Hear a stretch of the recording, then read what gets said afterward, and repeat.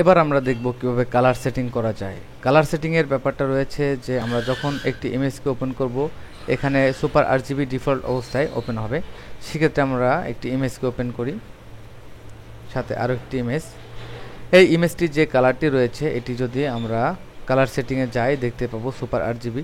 এখান থেকে যদি অ্যাডোব আরজিবি সিলেক্ট করে আমরা ওকে প্রেস করি, তাহলে দেখতে পাচ্ছি যে আমাদের ইমেজ প্রোফাইল হয়তো চেঞ্জ হচ্ছে না, কারণ আরজিবি এবং অ্যাডোব আরজিবি এখানে আমরা চেক করার জন্য আমরা নিচে দেখতে পাচ্ছি যে আমাদের ডকুমেন্ট প্রোফাইল, আমরা ডকুমেন্ট প্রোফাইলে এখানে দেখতে পাচ্ছি যে এস আরজিবি। তো এখান থেকে আমরা অ্যাসাইন করতে হবে এডিট এবং অ্যাসাইন প্রোফাইল। আমরা এখান থেকে সুপার আরজিবি থেকে আমরা এখান থেকে অ্যাডোব আরজিবি যখন সিলেক্ট করব, তখন এখানে দেখতে পাচ্ছি এটি আমাদের অ্যাডোব আরজিবি, এবং এখান থেকে আমরা চেঞ্জ করে ডকুমেন্ট প্রোফাইলে দেখব এটা আমাদের শুধু আরজিবি। তো অ্যাডোব আরজিবি কালারটি দেখেন কত পরিবর্তন হয়েছে এখানে। এটা আমাদের অ্যাডোব আরজিবি এবং এটা আমাদের এস আরজিবি। এই পিকচারটাও আমরা ঠিক একই কালার অ্যাসাইন করতে পারবো।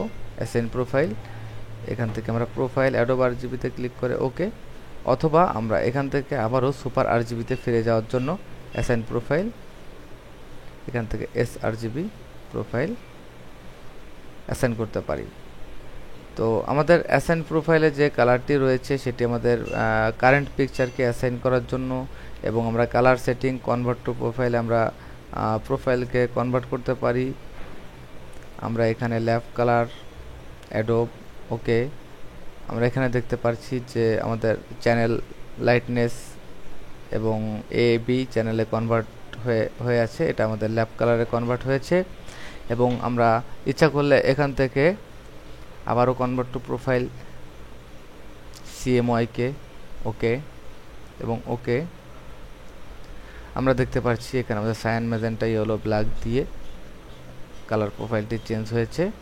তো আমরা আনডু করে দেখব যে আমাদের যে পরিবর্তনটা হয়েছে, আমরা আমাদের কালারের পরিবর্তনটা করতে হলে এডিটে গিয়ে অ্যাসাইন করতে পারি, কনভার্ট প্রোফাইল করতে পারি এবং কালার সেটিং করতে পারি।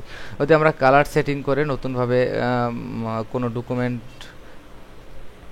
ওপেন করি, সেই ক্ষেত্রে আমরা দেখতে পাচ্ছি যে আমাদের 8GB, এবং এখানে দেখতে পাচ্ছি যে আনস্টেজেড 8GB, এবং এটা আমাদের ডিফল্ট অবস্থায় কালার সেটিং রয়েছে। এবং এক্ষেত্রে আমরা যদি অ্যাসাইন করি কালার, দেখতে পাবো অটোমেটিক আমাদের অ্যাডোব আরজিবি, এবং আমাদের এখানে ওয়ার্কিং অ্যাডোব আরজিবি প্রোফাইলে যেয়ে যদি আমরা এস আরজিবি সিলেক্ট করি, তাহলেও দেখতে পারবো যে আমাদের কোনো পরিবর্তন আসছে না, কারণ আমরা আগেই এখানে কালার সেটিংয়ে গিয়ে অ্যাডোব আরজিবি সিলেক্ট করেছি। আমরা যদি আবারও এস আরজিবি সিলেক্ট করি ওকে, নেক্সট, আমরা যে কোনো পিকচার ওপেন করার পর আমরা দেখতে পাচ্ছি যে এখানে ডকুমেন্ট প্রোফাইল, এবং এখান থেকে আমরা অ্যাসাইন প্রোফাইল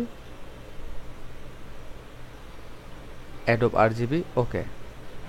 তো এভাবে আমরা দেখতে পাচ্ছি এখানে অ্যাডোব আরজিবি